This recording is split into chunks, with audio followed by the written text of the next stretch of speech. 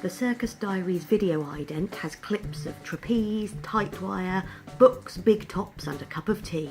This video shows the day of the first performance of the Circus Sessions project. Lots of planning, playing around with Erin's prosthetic legs as juggling props, and then we meet a final time with Alex Bulmer, our audio description mentor. Yeah, that's got a great musicality. You can really use that word hoop with that lovely P at the end. Yeah! Toss a hoop. Yeah! I toss a hoop!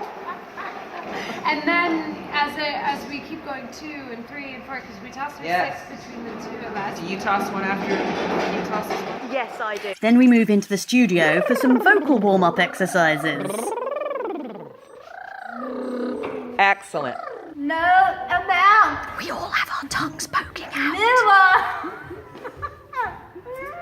Good? Good. Good. Good. I'd just like you to throw some words across the space. Any words that come to mind that you use, using that hand throwing exercise I taught you. Voice, parasol, whisper, whatever the words are. Then after the shows, we get a series of talkbacks, which is the American word for post-show Q&A. We get an introduction to the land from Jean Wong, who then prompts an opening for audience questions. I guess the process was that there was research going on in terms of accessibility in circus, and with the audio descriptions that were going on, and so on and so forth. And how was that experience and process, and where do people sit in thoughts in terms of accessibility in circus? This is director Marie-Andrée Robitaille. Us for many years, some of us have years of practice, so we know our thing, we know our circus, but we're searching for other elements. So there is many layers that has happened now, maybe layer of potential method of description, and so it has been testing tonight. That it has been tested tonight. Then we hear some more from Alex. I've worked on circus performances in the United Kingdom with professional audio describers using usually the traditional sort of microphone headsets and pieces that are scripted.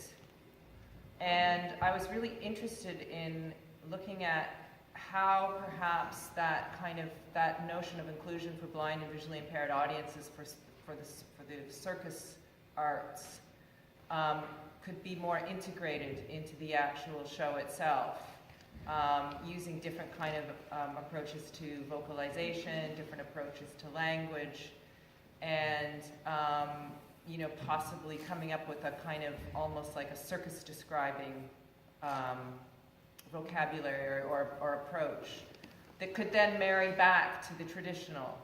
And as I was listening to the show tonight and sitting beside another blind person, I could tell that there were bits where having the traditional in the ear description would be a great sort of enhancement of the experience. So we really just scratched the surface because we're kind of inventing the wheel here in terms of how circus can be brought to life for blind audiences. And there are times too where it's nice to just listen to the performers moving, and had we had more time, it would be, I think Marie mentioned this earlier today about thinking about the score of the piece off the stage, like the kinds of sounds that performers can make, and there's so much more room for that as well. So it's so I'm interested in exploring the acoustic nature of circus, both in its essence from the performers, just through their movement and breath and voice, but also how description can be done for circus. So yeah, it's just really a beginning. A member of the audience asks whether we considered using radio-style narrative like they did in the days before television. For me, it's a question of finding a live description that enhances the style and the aesthetic of the piece. So hence why there were words that were broken up and not necessarily in sentence form. But what we're missing, those of us who can't see, is there are times when we need that too. And that's why I think a combination of the two would work really well. So yeah, I think that kind of radio approach would work. I just wanted to say I found the description so beautiful in its own right because of that sparseness. It was very poetic. And as a sighted person, sometimes I just closed my eyes and listened to get a whole different perspective on what I was seeing. And I thought it just enhanced the whole performance so much for people who can see as well as I imagine for those who can't. But I could also see that there was a lot that a blind person wouldn't have any clue about what was happening because there was way too much going on to describe. So I guess, Alex, that would be what would be in an individual headset. But it's fascinating to see what you can do with making access something that everyone can appreciate. It's like putting a ramp in a place. If you're not in a wheelchair, it's still sometimes darn handy to just have that ramp. So if you're not familiar with acrobatics and circuses, it's great to have an extra verbal description of what's going on. It was really wonderful. That's really good to hear because as I was talking to my describers before the show, I mean, it's a balancing act too, so that the attention doesn't go off the stage too much into the description. And I think after hearing it tonight and feeling it was almost too sparse tonight compared to what we did in the run-through, I would say we could put a bit back in again. And it's encouraging to know that it's not ever distracting. Well, it would be distracting if it was too much, but it wasn't distracting today. And I think actually, for my description team, I think there's room to put some more of that back in again. Yes. Cool. Yeah. Awesome. But it is, it's part of the design. It's part of the process. It's part of, you kind of have to rehearse it to figure out how to balance it. Is that then telling me the story that I am supposed to be receiving? Because it's choosing, audio description was choosing what to tell me. Because since I am sighted, I have the benefit of being able to see as well as to hear what somebody without sight is seeing. Right? And therefore I was aware of what was not given. And and oftentimes things that were not given were the things that I was attending to most. So for instance, when there is a fail, and I don't mean for you performers, oh, you failed, okay? But I mean, we're talking skills. So when the skill in that moment fails, we don't get the baton or whatever. If we do not audio describe that to our audience, then what is the experience and what is the story that we are telling them? And it is not the same as the story that I as a sighted person am getting. And with something like circus, which is so skill-based, part of what we are doing in that audience, we are thriving on the precarity of, oh my God, will they, won't they, will they, won't they? And so if we have audio described that precarity out of our storytelling, then what have we done? Where is the inclusivity of that? It's a very long and involved set of questions from this lady, so I'm going to skip forward till we get to the answers. So I'm putting these out there not to say I judge you, right? It's that these are the problems for me in sitting in the audience, and that if I was directing or creating or performing that I would be struggling with. And I'd love to know, were they discussed? So, hi, I'm Kate and I've been part of this team, and I'm trying to remember the three parts of your question, but they definitely were discussed with Alex particularly, and the principles of traditional audio describing that she began with us with on Sunday very much were starting with giving the big picture first and then focusing in on details. which is why part of the experience that we offered was a touch tour that begins with a model box that gives the dimensions of the space, and then entering the space and getting a tactile feel for equipment, meeting performers. And then the audio description part is kind of the next level of detail down.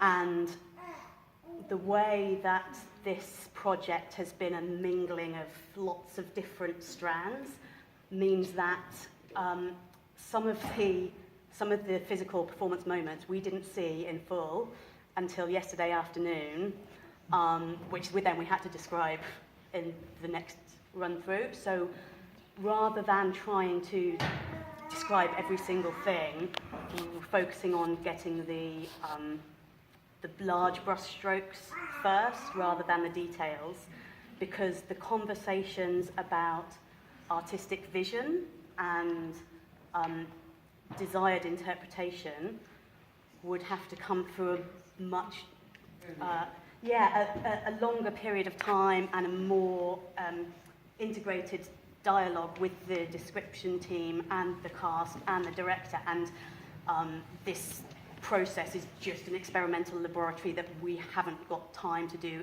everything to the extent of our ambition, but it is something that's been raised in all of our minds in the describing team with Alex.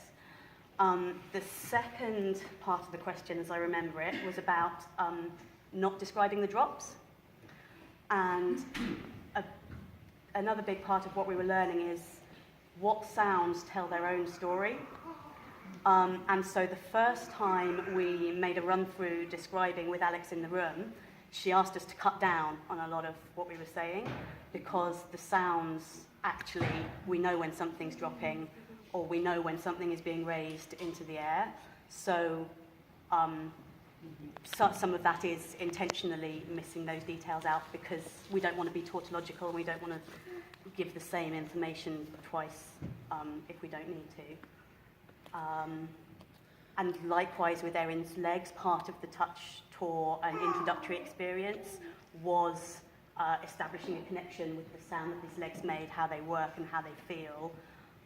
So that would be part of the experience for a non-sighted person. I think I'm still missing part of the question, but that's as far as my brain has That's a good got. answer. Just to say a little bit more about my legs, I invited everyone who came to the touch tour to touch them and get a real sense of what they are. And then the whole purpose of that first walk across the stage was to exaggerate the sound, so that Establish the sound of the legs. So there were little parts where it was thought through. This is what we're testing. But we've had lots of talks about where we want to go next and projects that we want to extend into. I think part of the journey was trying to look at the traditional principles and the non-traditional principles of audio describing and utilize them in a creative way that coincides with the artistic vision, while at the same time allowing an individual with visual impairment or who is blind to have their own moment of interpretation based on the sounds we provided and the words that we provided. So we were trying to be really careful not to use, even though during the week we were playing around with the scripted words and words that were emotion-based, we tried to get away from that to allow their own story to unfold in their mind, much like your perspective of what happened on the pole. That was really interesting and beautiful, and I think maybe there's a lot of interesting and beautiful perspectives that came from everyone in the audience. I was just thinking that for me, one of the most meaningful pieces of audio description that happened during the piece was during the juggling, when every movement had a different sound, and every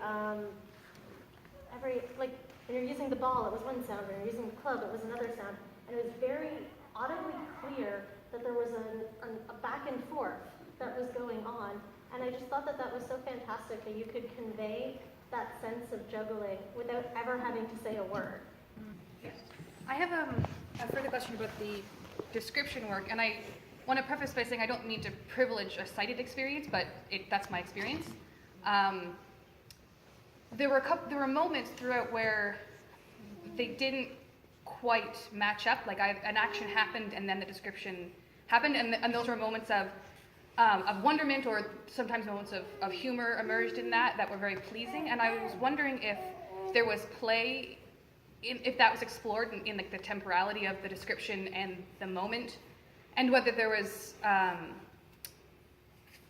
exploration of like a non-linear temporality, in the sense of saying the description first and then the moment happens. Sort of in like, I was thinking of what like a Brechtian justice moment would be in this, and if you signposted with a description first and then the moment occurred, what emerges out of that. And I was just wondering how that was explored. So we had a list of things that never appeared in the show, like what happens if we sing it, what happens if all three voices are kind of creating harmonics but with different words, and we talked about what's different between titling something and then leaving the space to imagine, and when the sound indicates that something has happened, and then that something has to be given a name.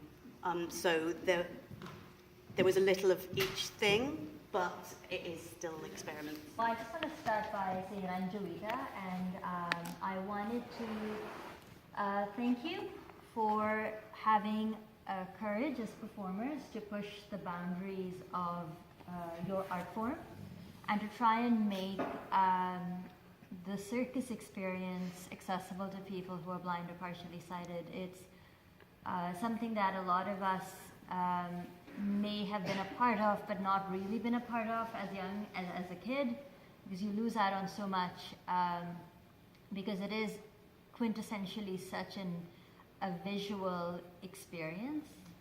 And so I was pretty intrigued and more than a little puzzled as to how this was actually going to work, but I just want to sort of maybe move away from some of the more abstract thinking to point out in a few concrete ways some of the things that I really liked.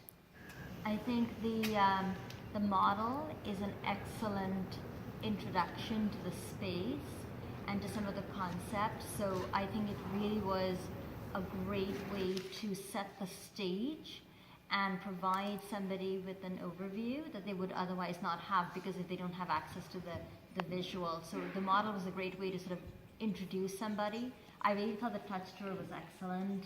It was so nice to be able to go and feel the props and talk to some of the artists and feel the costumes. All of that was really excellent and helped a lot in sort of understanding what was going on. And then as was pointed out, I think this is just a beginning, but a really exciting beginning at that, because there's so much possibility. I think that some of the more traditional description, you know, in an earpiece, there's certainly room for that.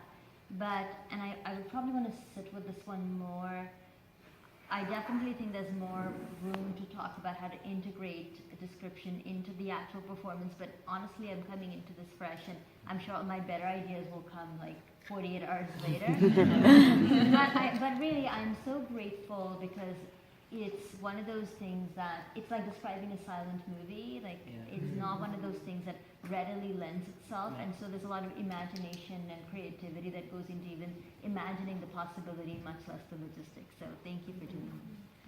Great. And traditional description for performance is really right through a microphone. The audio describer is like far, far away from the audience. Nobody knows they're there, and the blind person has a little headset in their ear, so only they hear the description, and it's incredibly effective. I mean, I'm a huge fan of traditional audio description, and there are certain principles which, when we trained, I said to my three that I thought we should know the principles, sort of the rules of the game, because we're going to break them. And I think one of the things that was so interesting about circus, to describe circus, is that movement is perpetual. You know, that you could be repeating a movement over and over and over again. And we didn't even get a chance to really even scratch the surface of what I'd like to explore to convey that. But whereas in theater, you know, a movement is often just... Alex stands and sits. You know, that's it, and then the scene takes place. walk off the stage, whatever the action is, it's very rarely repeated in a kind of what I would say is like a kind of almost physical poetry. So just to give you an example of a simple rule of audio description, that was to happen on stage. A rule of thumb is to say she sits if it's a she, if the person is identified in a gender, if the character is gendered. She sits, as opposed to she is sitting. And so we talked a lot about how to make language active and how images can be made effectively in the most efficient way. So she sits or they sit is a much more immediate and active image than she is sitting. But we talked about it in terms of circus because in circus, it could be that, this is, in circus, stuff happens over and over again. So we started to talk about, okay, so when do we use ing words as opposed to the quick words, the more active words? And I really wanted to look at also using a trio of voices because, again, circus is so random. Stuff is happening all over the place, and I really wanted to give the acoustic dimension to the space with voices coming from different places. And the other thing I think we tried to do was really kind of find a poetic language, so as opposed to full grammatic sentences, whereas traditional audio description would have more grammar to it.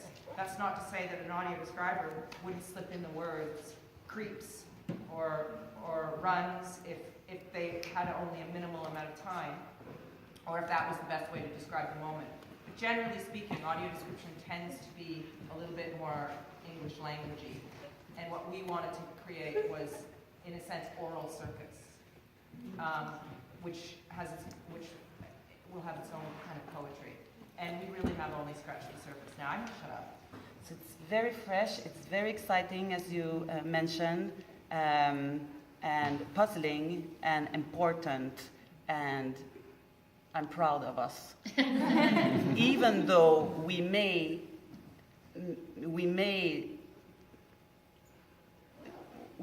not come to terms, it's an important beginning of a reflection and of concrete action that can be made in the future. Closing credits appear on a weathered pink and grey starburst, thecircusdiaries.com, also on Facebook and Twitter.